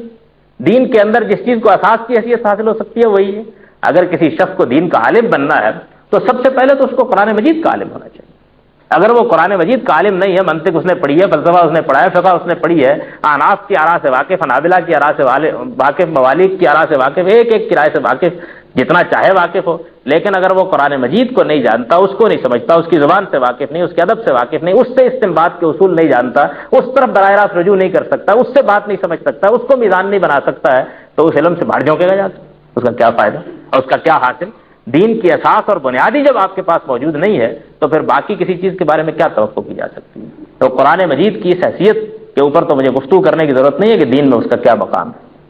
قرآن مجید میں نے عرض کیا کہ محور ہونا تو ایک طرف رہا، مرکز ہونا تو ایک طرف رہا، یعنی یہ واقعہ ہے کہ اگر واقعی کسی قوم کو زندہ رہنا ہے اور اسلام کی بنیاد پر زندہ رہنا ہے تو پھر تو یہ ہونا چاہیے نا کم سے کم اس کے دینی تعلیم کے نظام میں تو اس کا پورا اہتمام کیا جائے کہ ہر چیز کا محور قرآن مجید ہے۔ قرآن مجید ہی شروع سے لے کے آخر تک پڑھایا جا رہا ہو، باقی ساری چیزیں جتنی بھی ہیں وہ ظاہر ہے کہ اس میں ضمنی حیثیت سے زیر بحث آتی ہیں، ضمنی حیثیت سے پڑھی پڑھائی جاتی ہیں، لیکن قرآن موجود ہی نہ ہو، قرآن مجید ہی ان کا ہو، قرآن مجید ہی کو تلاش کریں تو نہ ملے، قرآن مجید کے پڑھنے پڑھانے ہی کو تو سمجھ لیجئے گا کار بیکار سمجھا جاتا ہو، بلکہ میں آپ سے عرض کرتا ہوں کہ یہ تصور کار فرما ہے ان کے پورے نظام میں کہ قرآن مجید کا جہاں تک تعلق ہے، اب یہ ایک تو تلاوت کی چیز ہے، ثواب کمائیے، صبح اٹھ کر پڑھیے اس کو، اور دوسرے یہ کہ بہرحال اس کا کچھ حصہ یاد ہونا چاہیے تاکہ کم سے کم آدمی نماز پڑھا سکے، اور پورا کا پورا یاد کر لینا چاہیے تاکہ تراویح کی بزم آباد رہ سکے۔ اس کے سوا قرآن مجید کا کوئی اور مصرف بھی اگر مجھے اس معاشرے میں نظر آیا تو وہ ایصال ثواب ہے، تاکہ تمام لوگ بیٹھ کر ایک مرتبہ قرآن مجید کو بے سوچے سمجھے پڑھ کر اپنے عزیزوں کو بخشوالیاں کریں، نماز نہیں پڑھی، روزہ نہیں رکھا، حق مارے ہیں، غصب کیا ہے، لیکن بہرحال 30-40 قرآن ان کے نام کر دیا جائے، اس کے بعد ظاہر ہے کہ نئی کتاب ہے، کچھ نہ کچھ تو کر ہی لے گی۔ یہ صورتحال قرآن مجید کے ساتھ نظام تعلیم کے اندر اس کا کوئی مقام نہیں، اس کی کوئی اہمیت نہیں۔ پھر اس کے بعد جو نصاب اس نظام تعلیم میں اختیار کیا گیا ہے، یہ واقعہ کہ انتہائی فرسودہ، وہ منطق مر چکی جو ہم اب تک پڑھ رہے ہیں اس نظام تعلیم میں، وہ فلسفہ ختم ہو چکا جس کا اب بھی وہاں درس دیا جاتا ہے، وہ علوم و فنون اپنی مدت پوری کر چکے جو اب بھی وہاں مطلوب و مقصود ہے۔ اگر ان کا آپ مطالعہ کیجئے تو یہ معلوم ہوگا کہ دنیا اس سے بہت آگے جا چکی لیکن وہ اسی جگہ پر کھڑے ہیں۔ نتیجہ اس کا کیا ہے کہ اب بھی صورتحال یہ ہے کہ یونان کا فلسفہ اور یونان کی منطق اور اس کے بعد جو کچھ بھی زمانہ متوسط میں ہوا ہے وہ سب کچھ اپنی بساط لپیٹ کر دنیا سے کب کا رخصت ہو چکا، لیکن کبھی مدرسوں میں جا کر بیٹھ جائیے، وہی بحثیں، وہی گفتگویں، وہی مناظرے، وہی مکالمے، وہی مقدمات، وہی ساری چیزیں جن سے نہ دنیا کو اب کوئی دلچسپی باقی رہی، نہ دنیا کے اندر ان کا کوئی مقام باقی رہا۔ اپنے زمانے میں ان کی اہمیت ہوگی، اس میں کوئی شبہ نہیں ہے اور یقیناً تھی، لیکن بہرحال اب دنیا اس سے بہت آگے جا چکی۔ فلکیات میں، طبیعیات میں، فلسفے میں، حکمت میں بے شمار نئے مکاتب فکر قائم ہو چکے، دنیا نے بہت سی منزلیں طے کر لیں، بہت سے محل ٹوٹ چکے، بہت سے قصر آباد ہوئے، ختم ہو چکے، بے شمار بنیادیں اٹھیں اور اس کے بعد توڑ کر پھینک دی گئیں۔ اب تو صورتحال یہ ہے کہ علوم و فنون کی ساری اساسات بالکل نئے سرے سے ترتیب پا رہی ہیں، اور ان 2 صدیوں نے تو واقعہ ہے کہ دنیا کو بہت سفر اس معاملے میں طے کرا دیا، لیکن ہم وہیں کھڑے ہیں جہاں ایک زمانے میں ہمارے اسلاف ہم کو چھوڑ کر گئے تھے، ہم وہیں کھڑے ہیں علوم و فنون کے معاملے میں۔ یہ ہمارے دینی نظام تعلیم کے بارے میں وہ حقائق ہیں جن کا کوئی شخص بھی بقائمی ہوش و حواس سے زمین پر انکار نہیں کر سکتا ہے۔ میری اس تنقید سے یہ خیال نہ کیجیے گا کہ جو لوگ بھی وہاں پڑھ کر نکلتے ہیں میں ان کے بارے میں کوئی استخفاف کا رویہ رکھتا ہوں، ان میں بہت اعلیٰ درجے کے لوگ بھی ہوتے ہیں جو اپنی ذاتی صلاحیت کی بنیاد پر بہرحال بہت کچھ اپنے اندر علوم و فنون کی قدر و منزلت بھی پیدا کر لیتے ہیں اور ان کا کچھ صحیح ذوق بھی پیدا کر لیتے ہیں۔ یہ مستثنیات ہر جگہ ہوتی ہیں۔ اس وقت میرا موضوع افراد نہیں ہے، وہ نظام ہے جو پورا کا پورا ہمارے یہاں رائج ہے۔ اس کے بالکل مقابل میں جو دنیوی تعلیم کا نظام ہم نے قائم کر رکھا ہوا ہے، اس کا اگر آپ مطالعہ کیجئے تو آپ کو یہ معلوم ہوگا کہ سب سے پہلی چیز تو یہ ہے کہ وہ دینی اساس سے بالکل محروم ہے، دینی اساس سے محروم ہے۔ میں اپنے یہ الفاظ دہرا رہا ہوں، نصاب تعلیم میں اگر آپ نے 2-4 اسباق اسلام کے بارے میں شامل کر دیے، بلکہ اسلامیات کو لازم کر دیا تو اس کے بارے میں نے لکھا بھی تھا اور یہاں بھی دہرائے دیتا ہوں کہ اس کی حیثیت اس کے سوا کچھ نہیں ہوتی کہ آپ حکایت بادہ و جام سنائیے اور اس کے بعد زمزم کے فضائل پر تقریر کرنا شروع کر دیجیے، اور آپ پیشاب کا ایک لگن بھر لیجیے اور اس کے بعد کہیے کہ اس میں 2 قطرے زمزم کے اگر ٹپکا دیے جائے تو یہ مطہر اور پاک اور پاکیزہ ہو جائے گا۔ اس کے سوا کوئی حیثیت نہیں ہوتی۔ ایک نظام تعلیم جو اپنی بنیاد میں غلط ہے، اپنی اساس میں غلط ہے، اپنے نصب العین میں غلط ہے، جو وہ ڈھانچہ بناتا، جو تربیت وہ کرتا، جو اقدار وہ پیدا کرتا، جو سوچنے کا انداز وہ لوگوں کے اندر میسر کرتا، جب وہ سارا کا سارا ہی صحیح نصب العین سے ہٹا ہوا ہے تو پھر اس کے بعد کس جگہ سے آ کر آپ اس کے اندر سے دین داخل کر دیں گے اور اقدار داخل کر دیں گے؟ یہ میں آپ سے سچ عرض کرتا ہوں کہ نظام تعلیم جو کچھ بھی ہوگا کسی قوم کا، ظاہر ہے کہ اس میں 10-12 سال اس کے نوجوان بسر کرتے ہیں، تو نظام تعلیم صرف چند کتابیں نہیں ہوتی، نظام تعلیم صرف ایک متعین نصاب نہیں ہوتا، نظام تعلیم چند عمارتیں نہیں ہوتی جن میں لوگ بیٹھ کر پڑھ لکھ لیتے ہیں، وہ چند افراد کا نام نہیں ہوتا بلکہ وہ ایک پوری تہذیب ہوتی ہے۔ اس میں جو پڑھانے والے ہیں وہ کیا ہیں، کہاں کھڑے ہوئے ہیں، ان کا وجود کیا ہے، ان کی صورت کیا ہے، وہ کیا گفتگو کر رہے ہیں، وہ کدھر سے بول رہے ہیں، کہاں لے جانا چاہتے ہیں، ان کے اپنے نقطۂ نظر کیا ہیں، ان کی اپنی پاکیزگی کا کیا عالم ہے۔ ذرا غور کر لیجیے نا، میں نے تمہید میں جو عرض کیا تھا کہ ایک طرف فرد کا تزکیہ اور دوسری جانب اس امت کو شہادت حق کے منصب پر فائز کرنے کی ذمہ داری، دونوں کو سامنے رکھیے اور پھر یہ دیکھیے کہ وہاں آدمی کیا ہونا چاہیے، ماحول کیا ہونا چاہیے، وہاں چیزیں کیا پڑھائی جانی چاہیے۔ ایک مسلمان کے لیے یہ جاننے میں اگر وہ تھوڑا بہت بھی غور کرتا ہے تو کوئی مشکل پیدا نہیں ہوتی۔ یہ نظام اپنی فطرت میں لادینی نظام اس وقت جو ہمارے یہاں قائم ہے، ہم کیا کر رہے ہیں؟ ظاہر بات ہے کہ جن لوگوں نے اس نظام کی بنا اٹھائی تھی وہ یہ چاہتے تھے کہ اپنی مقصد براری کے لیے کچھ کلرک پیدا کر لیں اور ان کا کچھ معاشرہ چلتا رہے۔ انہوں نے یہاں حکومت قائم کی تھی، انہیں بہرحال مقامی افراد چاہیے تھے، وہ ساری کی ساری انتظامیہ باہر سے تو نہیں لا سکتے تھے، ان کا ایک نوآبادیاتی نقطہ نظر تھا، اس کے تحت انہوں نے اس نظام تعلیم کو تشکیل دیا۔ اس وقت کی ضرورتوں کے لحاظ سے بہرحال جو کچھ خدمت اس نظام نے انجام دینی تھی وہ دے دی، لیکن ان کو اس سے کیا دلچسپی تھی کہ اس نظام تعلیم کا نصب العین کیا ہونا چاہیے، اور اس سے کیا دلچسپی تھی کہ اس سے مقاصد کیا پورے ہونے چاہیے، اور کیا دلچسپی تھی کہ اس سے افراد کس طرح کے تیار ہونے چاہیے۔ ان کے سامنے اہداف دوسرے، مقصد دوسرا، نصب العین دوسرا۔ اور میں یہ عرض کرتا ہوں کہ صرف یہی نہیں کہ دوسرا، بلکہ یہ واقعہ ہے کہ جو مقصد ہمارا ہو سکتا اور جو نصب العین ہم متعین کر سکتے اور جو کردار اور سیرت ہم لوگوں کے اندر پیدا کرنے کے بارے میں متردد ہو سکتے، وہ اس کے بالکل برخلاف ایک دوسری چیز تیار کرنا چاہتے تھے۔ یعنی معاملہ صرف اتنا ہی نہیں تھا کہ وہ اس کو نظر انداز کر رہے تھے، بلکہ معاملہ اس کے بالکل برخلاف یہ تھا کہ وہ بالکل دوسری نوعیت کی کچھ چیزیں پیدا کرنا چاہتے تھے۔ وہ نظام تعلیم ہم کو ورثے میں ملا ہے، اور اس کو پا لینے کے بعد اب یہ کہ ہم غور کرتے، سوچتے، ایک زندہ قوم کی حیثیت سے غور کر کے دیکھتے کہ کیا ہماری یہ قومی امنگوں کو پورا کر سکتا، ہمارے دینی مقاصد کو پورا کر سکتا، ہم جس سیرت و کردار کے حامل لوگ پیدا کرنا چاہتے کیا فی الواقع اس کو پیدا کر سکتا۔ یہ سوچتے تو یقیناً میں آپ سے سچ عرض کرتا ہوں کہ اسی نتیجے پر پہنچتے کہ اس نظام پر کوئی داغ دوزی نہیں کی جا سکتی، اس میں پیچ ورک نہیں کیا جا سکتا، یہ در حقیقت ایک انقلاب کے ذریعے سے اکھاڑ کر پھینک دینے کی چیز۔ اس کو آپ یہ نہیں کر سکتے ہیں کہ ایک عمارت بنی ہوئی ہے، چلیے یہاں سے ٹوٹ گئی، یہاں سے کچھ تھوڑی سی ٹیڑھی ہو گئی، یہاں سے اس کو درست کیا جا سکتا ہے۔ اس کا معاملہ یہ ہے کہ یہ اپنی بنیاد سے لے کر اوپر تک ایک غلط عمارت بنی ہوئی ہے، اس کو ڈھا کر جب تک نئے سرے سے نہ بنایا جاتا اس سے کوئی توقع وابستہ نہیں کی جا سکتی۔ یہ ایک واقعہ ہے اور اس واقعہ کا کوئی شخص بھی انکار نہیں کر سکتا جو نظام تعلیم اتر کر دیکھے۔ میں نے یہ عرض کیا ابھی دینی تعلیم پر گفتگو کرتے ہوئے کہ ان کے ہاں جو زبان، جو مصطلحات، جو طریقے پڑھانے کے لکھانے کے اختیار کیے جاتے ہیں، اس کے اندر جو کچھ بھی آدمی بنتا ہے، ظاہر بات ہے کہ وہ دنیاوی چیزوں کو، دنیاوی علوم کو، دنیاوی معاملات کو اور اس کے دوسرے امور کو سمجھنے میں بہت دقتیں اپنے ساتھ لے آتا ہے۔ بالکل اسی طریقے سے اس نظام تعلیم سے جو آدمی پڑھ کر نکلتا ہے، اس کے لیے دین کی بات سمجھنا، اس پر غور کرنا، اس کے علم و فن سے وابستہ ہونا، اس کو جاننا، اس کو جاننے کے لیے کوئی اپنے اندر تڑپ پیدا کرنا ناممکن ہو جاتا ہے۔ اور اگر آپ کسی شخص میں یہ جذبہ پیدا کر دیجئے اپنی طرف سے محنت کر کے، تو وہ اپنے آپ کو بالکل ایک صحرا میں کھڑا ہوا پاتا ہے، اس لیے کہ اس کا کوئی پس منظر نہیں ہوتا۔ اب وہ اگر دین جاننا چاہے، سمجھنا چاہے یا اس کے علم حاصل کرنا چاہے تو وہ کیا کرے، کہاں سے بنیاد اٹھائے؟ 20-22 سال اپنے بہترین تو وہ بہرحال ایک دوسرے نظام میں بسر کر چکا ہوتا ہے، بنیاد نہیں بنی ہوتی۔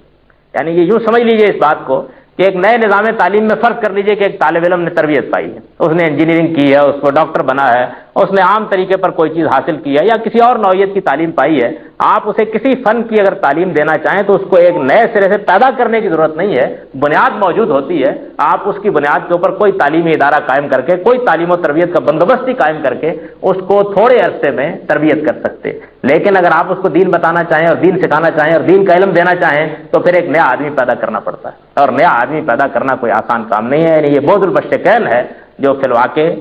قائم کر دیا گیا۔ میں نے ابھی یہ عرض کیا تھا کہ اس کی فطرت لادینی ہے، اس کے ذریعے سے در حقیقت افراد کے اندر ایک ذہنی ارتداد پیدا ہوتا ہے یہ ذہنی ارتداد کیا چیز ہے؟ اتنی بات تو ہر آدمی مانتا ہے کہ اس نظام تعلیم کو جن لوگوں نے بنایا تھا انہوں نے اپنے سامنے جو نصب العین اس وقت بھی رکھا تھا وہ بھی یہی تھا کہ یہ قوم بہرحال مسلمان ہے، اور اس میں شبہ نہیں ہے کہ اپنے دین کے ساتھ بہت جذباتی طور پر وابستہ ہے، اپنے دین کے بارے میں فخر و مباحات میں مبتلا ہے، یہ سمجھتی ہے کہ بہرحال جو کچھ حق ہے وہ ہمارے پاس ہے، اس لیے اس کا تو بہت کم امکان ہے کہ یہ اپنے دین کو چھوڑ دے،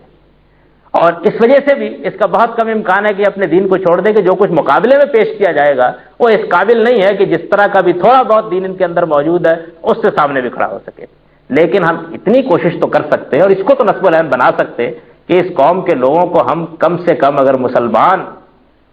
ہونے سے باز نہیں رکھ سکتے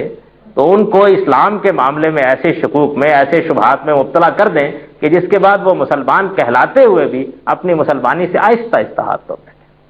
اب ان کو کافر نہیں بنا سکتے لیکن ہم یہ تو کر سکتے ہیں نا کہ ان کو مسلمان نہ رہنے دیں جیسا کہ مسلمان ہوا کرتا ہے۔ اس چیز کو پانے میں ان کو کوئی ناکامی نہیں ہوئی۔ اس وقت جو کچھ آپ کے ہاں موجود ہے اپنے اہل علم کو دیکھ لیجئے، اپنے ارباب اقتدار کو دیکھ لیجئے، اپنے سیاستدانوں کو دیکھ لیجئے، اپنے ہاں کے ماہرین فن کو دیکھ لیجئے، وہ اپنے فن میں بڑی مہارت رکھتے ہوں گے، اپنی چیزوں کو خوب جانتے ہوں گے، گفتگو کریں گے تو معلوم ہوگا کہ آسمان زمین کے کلاوے ملا رہے ہیں، ابھی چاہے سریا کی خبر لے آئے، ابھی چاہے تو پاتال میں اتر جائیں، لیکن آپ دین کے بارے میں بات کیجئے، دین کے علوم کے بارے میں بات کیجئے تو معلوم ہوگا کہ ابلاغ کا کوئی رشتہ ہی آپ کے درمیان موجود نہیں۔ یہ چیز اس نظام تعلیم نے ان کے اندر پیدا کر دی ہے۔ سیرت و کردار کے معاملے میں ظاہر ہے کہ ہمارے اپنے معیارات ہیں اور ہمارے اپنی اقدار ہیں۔ ہم آدمی کو کچھ آداب سکھانا چاہتے ہیں، ظاہر ہے کہ جب ہم اس دین کو تہذیب بناتے ہیں تو وہ پھر ایک روایت بنتا ہے، اس روایت میں استاد کیا ہوتا ہے، باپ کیا ہوتا ہے، بیٹا کیا ہوتا ہے، آداب کیا ہوتے ہیں، ملنے جلنے کے طریقے کیا ہوتے ہیں، اٹھنے بیٹھنے کے طریقے کیا ہوتے ہیں، آدمی کو کن اقدار کے لیے جینا چاہیے، بوڑھے ماں باپ کے ساتھ کیا رویہ اختیار کرنا چاہیے، بچوں کے ساتھ کیا رویہ اختیار کرنا چاہیے، بیوی کے ساتھ کیا رویہ اختیار کرنا چاہیے، یہ ساری چیزیں جب ملتی ہیں تو اس سے سیرت و کردار کا ایک جامع تصور آتا ہے۔ ظاہر ہے کہ یہ چیز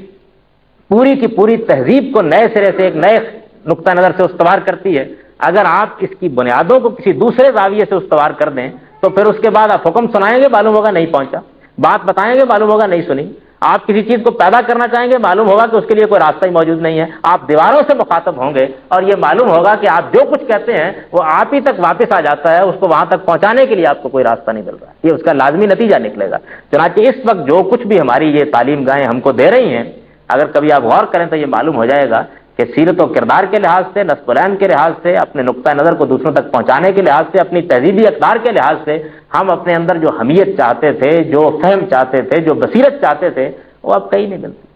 یہ تعلیم گاہیں رشوت خور پیدا کرتی، بددیانت پیدا کرتی، بدتمیز پیدا کرتی، گستاخ پیدا کرتی، والدین کو اٹھا کر پھینکنے والے پیدا کرتی، بچوں سے گریز کرنے والے پیدا کرتی، ذمہ داریوں سے ابا کرنے والے پیدا کرتی۔ یہ واقعہ ہے کہ جو کچھ بھی معاشرے کے اندر ہم دیکھ رہے ہیں یہ سارا کا سارا در حقیقت اسی نظام تعلیم سے اٹھتا اور اسی کی بنیاد پر قائم ہوتا ہے۔ پھر اس کے ساتھ ایک دوسرا حادثہ یہ ہے کہ جس طرح ہمارے دینی تعلیم کے نظام میں تقلید کو ایک اصل و اصول کی حیثیت دے دی گئی ہے، آدمی کو اپنے فرقے، اپنے مکتب فکر، اپنے خاص زاویے سے باہر نہیں نکلنا ہے، جس طرح وہاں یہ چیز ایک لکھی پڑی چیز ہے، اس سے کوئی گریز کرنے کے لیے تیار نہیں ہے، اسی طرح اس نظام کے بارے میں بھی میں اپنا تجربہ آپ کو یہ بتا رہا ہوں کہ جیسے مولوی وہ پیدا کرتا ہے ویسے ہی مولوی یہ پیدا کرتا ہے۔ میں یہاں مولوی کا لفظ ایک خاص معنی میں بول رہا ہوں، یعنی آدمی اگر بالکل ٹھوٹ ہو، بات سننے کے لیے تیار نہ ہو، ذرا سی بات پر آستین چڑھا لے، کف بھرائے، آپ اختلاف کریں تو معلوم ہوگا بھی آپ کو مار دے گا، جب تک فتویٰ نہ لگا لے اس وقت تک آپ کی جان نہ چھوڑے، اگر آپ بصیرت کی کوئی بات کریں تو آنکھیں کھول کر آپ کو دیکھنا شروع کر دے۔ اگر کسی آدمی کے اندر یہ خصائص موجود ہوں تو معاف کیجیے گا، وہ خواہ دینی مدرسے سے پڑھ کر پیدا ہو جائیں یا دنیوی تعلیم سے پڑھ کر پیدا ہو جائے، وہ آدمی کاہے کو ہوا اور کب ہوا اور کیا ہوا؟ آدمی تو اگر بنتا تو اس کے اندر ظاہر بات ہے کہ آداب کا، چیزوں کو جاننے کا، سمجھنے کا ایک صحیح ذوق پیدا ہوتا۔ چنانچہ حادثہ یہ ہو جاتا ہے کہ جس طرح وہاں دین میں تحقیق و اجتہاد کا داعیہ پیدا نہیں ہوتا، اسی طریقے سے جو علوم یہاں پڑھائے جاتے ہیں ان کے معاملے میں میں آپ کو اپنا تجربہ بتا رہا ہوں۔ میں نے دونوں نظام ہے تعلیم میں تربیت پائی ہے، میرے پاس بہت لوگ آتے رہتے ہیں، میں نوجوانوں سے گفتگویں بھی کرتا رہتا ہوں، ان کی باتیں سنتا بھی رہتا، وہ ویسے ہی تعصبات کا شکار ہوتے ہیں جس طرح کے تعصبات کا شکار ہمارے مولوی لوگ ہوتے ہیں، ویسے ہی دو مضمون پڑھے ہوں گے، دو مغرب کی باتیں سنی ہوگی، حد یہ ہے کہ جس طرح ایک مولوی صاحب کے سامنے آپ قرآن رکھیے، آپ حدیث رکھیے، آپ عقل و استدلال کی بات کیجئے، وہ یہ کہیں گے کہ یہ بتا دیجئے کہ ہمارے امام صاحب نے کیا فرمایا اور ہمارے بزرگوں نے کیا فرمایا۔ جس طرح وہاں یہ چیز ہوتی ہے، ان کا معاملہ یہ ہوتا ہے کہ آپ عقل کی بات کیجئے، آپ فطرت کی بات کیجئے، آپ اعلیٰ سے اعلیٰ چیز سامنے لے آئیے، آپ ان کے ہر پہلو کو اپیل کر کے دیکھ لیجئے، تھوڑی دیر تک معلوم ہوگا کہ سو رہے ہیں، اس کے بعد آپ کہیے شیکسپیئر نے یوں کہا ہے، ملٹن نے یوں کہا ہے، آپ یہ کہیے کہ آئنسٹائن کا نقطہ نظریہ معلوم ہو آنکھیں کھل گئی. اب اس کے بعد گویا یہ ہے وہی نازل ہو رہی ہے. یہ جو کچھ ہے یہ تو بہرحال حق ہے, اس کو مانے بغیر کوئی چارہ نہیں. یہ آپ تجربہ کر کے دیکھ لیجیے کبھی بحث میں, مباحثے میں, گفتگو میں معلوم ہو جائے کہ نام لے دینے کی ضرورت ہے. یعنی مجرد عقل, مجرد بصیرت, مجرد فہم, مجرد استدلال, مجرد دلیل, کوئی چیز نہیں. جس طرح وہاں کوئی چیز نہیں ہے اس طرح یہاں بھی کوئی چیز نہیں ہے. سائنس اور فلسفے کے معاملے میں تو واقعہ یہ ہے کہ میں نے یہ اپنی آنکھوں سے دیکھا ہے کہ نصابی کتابوں میں پڑھی ہوئی چیزیں بعض اوقات جو بالکل چویا ہوتی ہیں ان کو پہاڑ بنا دیا گیا ہوتا ہے.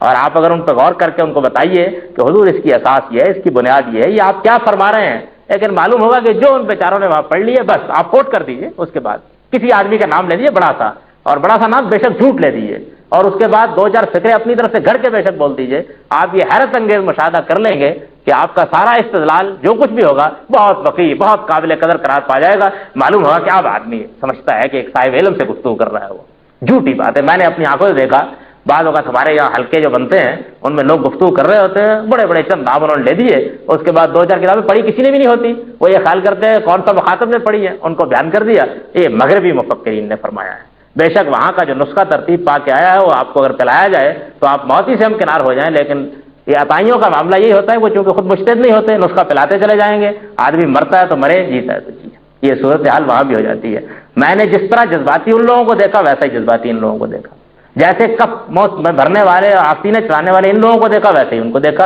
اس معاملے میں یہ حقیقت ہے کوئی فرق نہیں ہے. معلوم ہوتا ہے کہ کچھ تعصبات ان کے ہیں, کچھ تعصبات ان کے ہیں. تعصبات کی نوعیت میں فرق ہے, لیکن یہ کہ لوگوں کے اندر سوچنے کا دائیا پیدا ہو, لوگ پھر واقعی چیز کے اندر غور کریں, اس میں اتریں, دیکھیں وہ کیا چیز ہے. یہ کوئی چیز سائنس پڑھائی جاتی, جغرافیہ پڑھایا جاتا, اور دوسرے علوم و فنون پڑھائے جاتے, جتنے بھی ہمارے یہاں طبیعیات ہے, حیاتیات ہے, جتنے بھی علوم ہیں, آپ سب کا اگر مطالعہ کر کے دیکھ لیجیے معلوم ہوگا کہ حق کو پارا پارا کر کے پھینک دیا گیا ہے. اس کی بنیاد کیا ہے, سررشتہ کیا ہے, علم کہاں سے اٹھا ہے, بات کہاں سے چلی ہے, اس سے واقف نہیں ہوتے. جس طریقے سے آپ کسی مولوی صاحب سے پوچھیے کہ کیا مسئلہ ہے, فلاں معاملے میں کیا رائے ہے, وہ کہے گا یہ شامی میں لکھا ہے, یہ رد مختار میں, یہ در مختار میں, بتا دے گا آپ کو. اسی طریقے سے اگر آپ ان لوگوں سے پوچھیے, دو چار کتابوں کے نام لے کے آپ کو بتا دیں گے وہاں ہم نے اس کو پڑھا ہے. لیکن اگر اس سے پوچھیے کہ یہ مسئلہ جو آپ بیان فرما رہے ہیں قرآن میں اس کی کیا اساس ہے, سنت میں اس کی کیا اساس ہے, دین میں اس کی کیا بنیاد ہے, وہ اس سے ناواقف. بالکل اسی طریقے سے اگر ان سے پوچھیے کہ حضور والا یہ جو آپ بات بیان کر رہے ہیں, ظاہر بات ہے کہ اگر یہ کسی فن کی بات ہے تو اس اساسی طور پر عقل و فطرت میں اس کی بنیاد ہونی چاہیے. وہ کیا بنیاد ہے, تو وہ کہیں گے کہ ہم نے پڑھا ہوا ہے, دیکھا ہوا ہے. اس کے بعد اگر آپ چیلنج کرنے کی کوشش کریں تو آستین چڑھا لیں گے, منہ میں کف بھر لیں گے, اسی طرح آپ کو وہی معاملہ پیش آ جائے گا جو وہاں پیش آ سکتا ہے. میں تو آپ سے عرض کر رہا ہوں کہ میرا تجربہ تو یہی ہے, اور میں نے اس معاملے میں دونوں کو بالکل یکساں پایا ہے. ادھر کے انٹلیکچوئلس اور ادھر کے مولوی حضرات, وہ ادھر کے مولوی, یہ ادھر کے مولوی, دونوں بالکل ایک ہی ماں کے پیٹ سے ایک ہی وقت میں معلوم ہوتا ہے کہ پیدا ہوئے ہیں. دونوں نے طے کر رکھا ہوا ہے کہ ان کو ایک ہی طریقے سے سوچنا اور ایک ہی طرح کا رد عمل ظاہر کرنا ہے. یہ ہمارا نظام تعلیم. اس کے بعد جو چند چیزیں ضمنی حیثیت رکھتی ہیں ان کے اوپر بھی ایک نگاہ ڈال لیجیے. ہمارے ہاں اس وقت جو تعلیم دی جا رہی ہے, کبھی اس کی کتابیں اٹھا کر دیکھیے. آپ کا بچہ جب جاتا ہے, یہ واقعہ ہے کہ اگر کوئی آدمی واقعی علم اور تعلیم کو سمجھتا ہے تو یہ جانے گا کہ تعلیم میں اصلی چیز جس کو بنیاد ہونا چاہیے وہ کیا ہے, زبانوں کا علم. دنیا میں اللہ تعالیٰ نے در حقیقت علم کی اساس یہی قائم کی ہے. اگر آپ کسی زبان کو بہت اچھا جانتے ہیں, اس کا اچھا ادبی ذوق رکھتے ہیں, آپ یہ سمجھتے ہیں کہ اس کی اساسات کیا ہیں, اس میں جو کچھ علم و فن ہے اس کو اس کے صحیح معیار پر آپ جانچ اور پرکھ سکتے ہیں, تو گویا آپ نے ایک بنیادی چیز حاصل کر لی. لیکن ہمارے نظام تعلیم کا حال یہ کہ آپ کسی آدمی کو دیکھ لیجئے, انگریزی زبان کو ہم نے لازمی کر رکھا ہوا ہے. جو نظام تعلیم فی الواقع ہم قائم کیے ہوئے ہیں حکومت کی سطح پر, اس کے کسی پڑھے ہوئے آدمی کو آپ دیکھ لیجئے, اس کے بعد اندازہ ہو جائے گا کہ اس کو مبتدا کی خبر نہ اس کو خبر کی خبر, دونوں سے ناشنا, دونوں سے ناشنا. اس کو معلوم نہیں جملہ کہاں شروع ہوتا کہاں ختم ہوتا. آپ کبھی پرانے زمانے کے کسی آدمی سے کوئی تحریر لکھوا کر دیکھیے تو معلوم ہوا کہ بہرحال جو کچھ بھی اپنی صلاحیت استعداد ہے اس کے مطابق چند سیدھے فکرے اس میں لکھ لیے, آپ لکھوا کر دیکھ لیجیے. میں آپ سے عرض کرتا ہوں کہ میں نے تجربے سے یہ دیکھا ہے. مجھے 11 سال تک پاکستان کے سب سے بڑے تربیتی ادارے میں پڑھانے کا موقع ملا ہے, اور میں آپ سے عرض کرتا ہوں کہ وہاں ہمارے ملک کی کریم آتی ہے. وہ لوگ آتے ہیں کہ جو مقابلے کا آخری امتحان یہاں پاس کرتے ہیں, اور مجھے ان کو پڑھانے کا موقع ملا, ان سے باتیں کرنے کا موقع ملا, ان کی تحریریں دیکھنے کا موقع ملا. میں کسی اور پہلو سے یہ بات نہیں کر رہا ہوں. جس انگریزی کو ہم نے سر پر چڑھا رکھا ہے اس کا حال یہ ہوتا ہے کہ معلوم ہوتا ہے کہ یہ ابھی غالباً دوسری تیسری جماعت سے نکل کر آئے ہیں, اور ابھی ان کو یہ معلوم ہوا ہے غالباً کہ ہمارے ہاں اگر کوئی چیز لکھنی ہو تو اس کے لیے غالباً بائیں طرف سے چیز شروع کی جاتی ہے اور کچھ ٹیڑھے میڑھے حروف ڈال دیے جاتے ہیں. اس کے سوا کوئی چیز نہیں ہوتی, نہ ادب, نہ زبان, نہ حسن نہ بیان، کوئی چیز نہیں۔ اردو کا معاملہ تو اس سے زیادہ پست، ہماری اردو کا اب تو یہ حال ہو گیا کہ ویسے وہ ہماری قومی زبان ہے، لیکن یہ واقعہ ہے کہ ہم جس طرح کی اردو اب لکھتے، جس طرح کی اردو اب بولتے، جس طرح کی اردو ہمارے اخباروں میں چھپتی ہے، رسائل میں چھپتی ہے، کسی آدمی کے سامنے رکھ دیجئے، بہت آسانی کے ساتھ وہ آپ کو بتا دے گا کہ لوگوں کو نہ شین کی خبر نہ کاف کی خبر، کسی چیز سے بھی وہ آشنا نہیں ہے، اور اردو زبان میں اپنا مدعا بیان کرنے میں انتہائی قاصر۔ علمی اور فکری گفتگو تو ایک اور دوسری چیز ہے، لیکن یہ کہ اس زبان کے اندر بھی ایک روانی کے ساتھ اپنی بات کہہ سکے، آدمی پہنچا سکے، اس کے پاس صحیح مصطلحات موجود ہوں، وہ اس کے ذخیرہ الفاظ پر قدرت رکھتا ہو، اس کو معلوم ہو اس کو محاورہ کیا ہے، روزمرہ کیا ہے، بالکل اس سے ناشنا، یہ صورت ہو جاتی ہے۔ یہ سب کچھ ایک طرف، اور دوسری جانب ایک پورا کا پورا کتابوں کا پلندہ ہوتا ہے۔ کبھی دیکھ لیجیے، واقعہ کہ میں بچوں کو دیکھتا ہوں تو مجھے خیال ہوتا ہے کہ کتابوں کے نیچے دب کر مر جائیں گے، اور غالباً جس قوم نے اس طریقے کا نصاب بنایا ہے جس میں چھوٹے چھوٹے بچے 15-20 کتابوں کا اپنے اوپر، 15-20 بھی، میں واقعہ یہ ہے کہ اس معاملے میں کچھ تخفیف ہی کر رہا ہوں، اٹھا کر مدرسے کو جا رہے ہیں، دیکھتا ہوں میں روزانہ بچوں کو جاتے ہوئے، جس قوم نے اپنے بچوں پر یہ بوجھ لاد دیا ہے، یہ واقعہ ہے کہ وہ ان کو آدمی نہیں بنا سکتی، گدھا ہی بنا سکتی، اس لیے کہ اس طرح کا بوجھ صرف گدھوں پر لادا جا سکتا ہے، آدمیوں پر لادا جا سکتا ہے۔ کسی تعلیم کے نظام میں آپ کس طرح سے بچے کی تربیت کریں، حد یہ ہے کہ ہمیں بڑا ناز ہوتا تھا اس بات پر کہ ہماری اردو کا خط نستعلیق ہے، اور نستعلیق سمجھتے ہیں کسی آدمی کے بارے میں کہنا ہو نا کہ یہ آدمی بہت اچھا پہنتا، بہت اچھے طریقے سے اٹھتا بیٹھتا، معلوم ہوتا ہے کہ ہر چیز بالکل تراش پراش کے ساتھ نک سک سے درست ہے، تو یہ بہت نستعلیق آدمی ہے۔ ہماری یہ طرز تحریر ہے، اس کو نستعلیق کہتے ہیں، کبھی سنا ہوگا نا آپ نے، وہ نستعلیق کبھی دیکھیے اپنے بچوں کی کاپیاں اٹھا کر، اندازہ ہو جائے کہ اس نستعلیق کے ساتھ ہم نے کیا حشر کر ڈالا ہے، اس نستعلیق میں کیا کیا نسخ اور کیا کیا غبار برآمد ہو رہے ہیں۔ یعنی جتنے خط یہاں پر واقعہ یہ ہے کہ ہمارے کاتب حضرات ہم کو سنایا کرتے تھے، وہ سب ملتے ہیں، نستعلیق نہیں ملتا یہ جگہ پر۔ کسی چیز کو بھی آپ اٹھا کر، ایک زمانہ تھا کہ بچوں کا حال یہ ہوتا تھا کہ زیادہ تر آپ پرانی تحریریں پڑھ لیجئے، کسی جگہ اٹھا کر مخطوطیں پڑھ لیجئے، قلمی چیزیں پڑھ لیجئے، معلوم ہوگا موتی پروئے ہوئے، ایسا عمدہ خط ہوگا، کسی پرانے آدمی کی تحریر پڑھ لیجئے۔ اب یہ واقعہ ہے کہ کسی آدمی کی تحریر آپ اپنے سامنے رکھیے تو آپ بالکل کیا آنے معلوم ہوتا ہے کہ اس آدمی کو کوئی ذوق نہیں ہے، یہ اگر کسی نستعلیق خط کی حامل قوم میں پیدا ہوا ہے تو واقعہ ہے کہ اس نے اپنے اوپر بھی غبار ڈالا اور اس خط پر بھی غبار ڈالا ہے، یہی نتیجہ اس کے بعد نکلتا ہے۔ علم کے معاملے میں بصیرت کیا ہوتی ہے، چیز کو سمجھا کیسے جاتا ہے، پرکھا کیسے جاتا ہے، اس کی اساسات کیا ہوتی ہیں، اس کی کوئی تربیت اس نظام میں بالکل دی نہیں جاتی، کیونکہ اس وجہ سے کتابیں رٹنے کا ایک خاص طریقہ ہم نے اختیار کر لیا ہوا ہے۔ یعنی بچے ہی کو ہم یہ عادت ڈال دیتے ہیں کہ عزیزم تم کو یہ، مجھے اب تک میں آپ کو اپنا تجربہ سناتا ہوں، اس معاملے میں ہماری حماقتوں کی کوئی حد نہیں ہے۔ میں تعلیم پائی ابتدائی ساہیوال میں، وہاں پر جنڈیالہ، فتح پور، اس طرح کے کچھ علاقے تھے، گگو، فتنہ، جن میں بتانا چاہتے تھے کہ اس لائن پر یہ پائے جاتے ہیں۔ واقعہ یہ ہے کہ اب تک مجھے وہ ترتیب کے ساتھ یاد ہے، مجھے یہ بتائیے کہ اس سے میرے علم میں، میری فکر میں کیا اضافہ ہوا؟ وہ بچے کو رٹوا دیا جاتا ہے اور اس کو بھی امتحان دیتا ہے باقاعدہ۔ اگر ایک بچہ صحیح زبان جانتا ہے، علم کی اساسات سے واقف ہے، اس کو معلوم ہے کیا چیز کہاں ہے، کس طرح اس کو پڑھنا ہے، اگر کسی بچے کی آپ نے یہ تربیت کر دی ہے تو جغرافیہ کی کتاب اٹھا کر وہ لائبریری میں جا کر پڑھ لیں، اور اگر آپ نے باقاعدہ اس فن میں اختصاص کرانا ہے تو ٹھیک ہے، وہ آہستہ آہستہ جب جانب بڑھے گا تو آپ اس کو پڑھا دیجیے گا۔ لیکن اگر فرض کر لیجیے کہ آپ کے بچے کو یہ بات بہت اچھی طرح سے یاد کرا دی جاتی ہے کہ لاہور سے اگر آپ جانا چاہیں ناروال تو فلاں فلاں اسٹیشن رستے میں جائیں گے، اور ان کی پوری فہرست بنا کے اس پر امتحان بھی